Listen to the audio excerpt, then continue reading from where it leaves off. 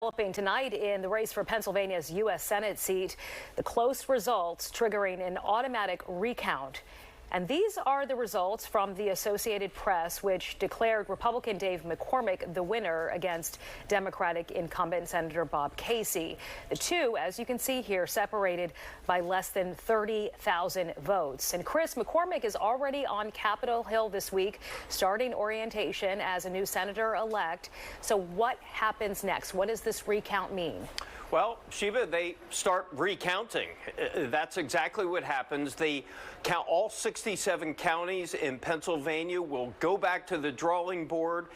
They will start recounting those nearly 7 million votes. Election workers are going back to work. The results of one of the closest watched Senate races in the country will have to wait another 2 weeks. As it stands now, the unofficial vote total from the Pennsylvania Department of State has Republican challenger Dave McCormick leading by 29,000 votes over three-time Democratic incumbent Senator Bob Casey. The less than 0.5% of a margin, enough to force an automatic state recount.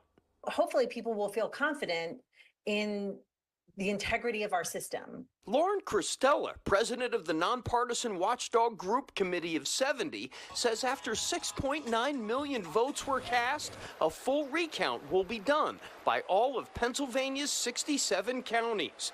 Although a recount may not change the outcome, it should give assurance to voters. To make sure that every vote is counted, that they can be double checked, that we have risk limiting audits on top of the recount procedures, right, that happen in every election, and that people can be confident that the results are accurate. A recount now, required by law, must begin by November 20th, and all votes must be recounted by November 26th and reported to the Secretary of State the next day. We should find out a winner. In dueling statements, a spokesperson from McCormick's campaign called his lead insurmountable and says a recount will be a waste of time and taxpayer money, but it is Senator Casey's prerogative. Casey is still hoping to secure some of the 80,000 still uncounted absentee and provisional ballots. His spokesperson says Senator Casey wants all of Pennsylvanians' voices to be heard as county election officials continue to count votes. The Department of State says the cost of a recount will cost taxpayers about $1 million.